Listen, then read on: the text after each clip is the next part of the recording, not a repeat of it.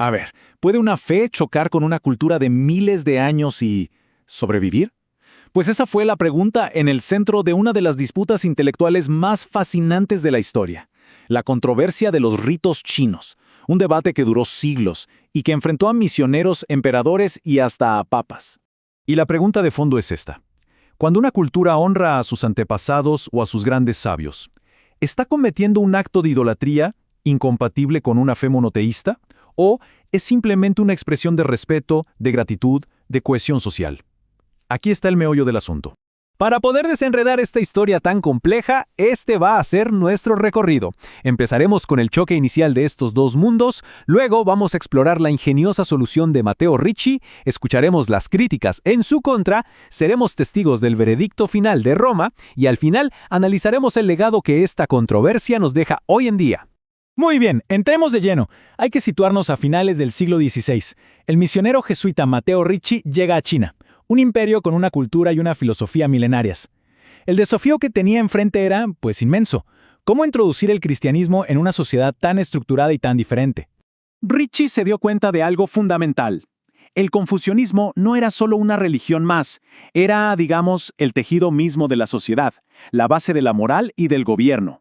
Para que el cristianismo pudiera echar raíces, no podía simplemente ignorarlo, tenía que de alguna manera confucianizarse.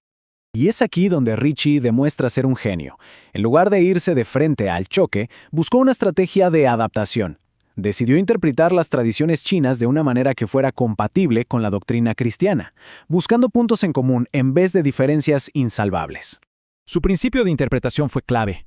Ricci admitía que había cosas ambiguas en los textos de Confucio, pero en lugar de verlas como un problema, las usó como una oportunidad. Como él mismo escribió, se trataba de interpretar a nuestro favor esas cosas dudosas, buscando así una compatibilidad con el cristianismo. Y este cuadro lo resume a la perfección. Ricci argumentó que los famosos ritos, como las ofrendas a los antepasados o las ceremonias en honor a Confucio, no eran actos de adoración a un dios, no. Para la élite culta eran ritos civiles. Eran una forma de enseñar piedad filial a los más jóvenes y de agradecer a Confucio por sus enseñanzas. Nada más. O sea, sus propias palabras lo dejan clarísimo. Según las élites con las que él hablaba, estos ritos eran la máxima expresión de gratitud. No le pedían nada a los muertos ni esperaban nada de ellos. Por lo tanto, concluía Ricci, esto no es idolatría. Y a lo mejor, pensaba él, ni siquiera es superstición. Era una apuesta, una interpretación posible. Pero claro, esta posición de equilibrio era muy inestable. Y la primera gran crítica no vino de afuera, no, vino de su propia casa, del propio sucesor de Ricci como superior de la misión jesuita, Niccolò Longobardo. Su argumento fue muchísimo más radical. Para Longobardo, el problema no era la superstición, era algo peor, el cinismo. Él sostenía que las élites cultas eran en realidad ateas y materialistas, y que practicaban estos ritos no por fe, sino como una herramienta maquiavélica para mantener el orden social y controlar a las masas. Los ritos eran, en resumen, una farsa política.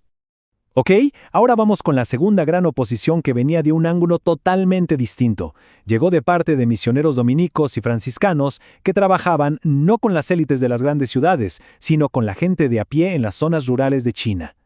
Ellos veían una realidad, pues, muy diferente a la de Ricci.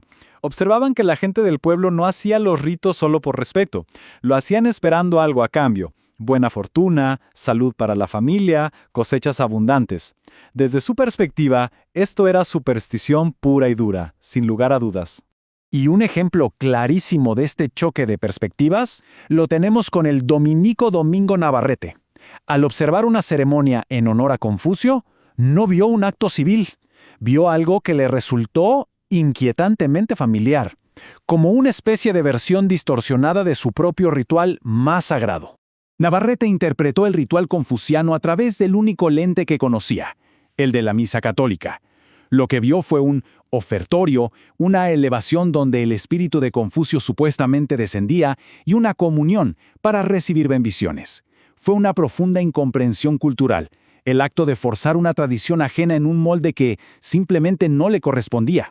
Claro, con argumentos pero tan opuestos sobre la mesa, rito civil, farsa atea, superstición idolátrica, la cuestión inevitablemente llegó a Roma. Y después de décadas y décadas de debate, el Vaticano tomó una decisión. Y aquí es donde la cosa se pone seria.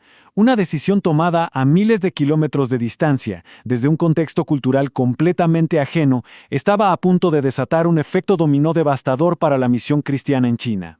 Miren nomás la escalada. Entre 1704 y 1715, el Papa condena los ritos jesuitas. El emperador Kangxi, que al principio había sido tolerante, se sintió ofendido por lo que veía como una intromisión en las costumbres chinas y restringió el cristianismo. Su sucesor fue más allá y lo prohibió por completo. Finalmente, en 1742, una bula papal final cerró la puerta por casi 200 años. Pero, como siempre, la historia da muchas vueltas. Saltamos ahora al siglo XX, un momento en que la Iglesia Católica comenzó a mirar su propia historia y su relación con otras culturas, con otros ojos. Y este año es clave.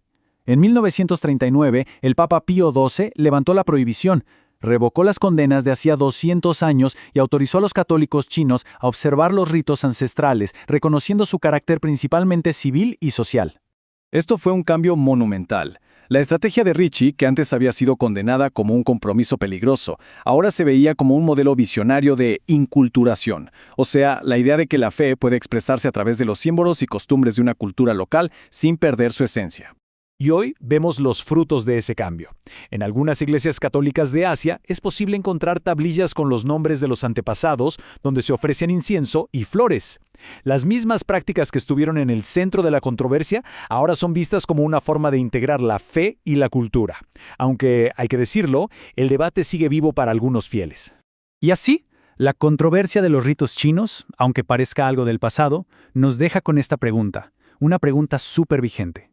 En un mundo cada vez más interconectado, el desafío de equilibrar lo universal y lo local, la fe y la cultura, sigue siendo tan relevante hoy como lo fue para Matteo Ricci en la China del siglo XVI.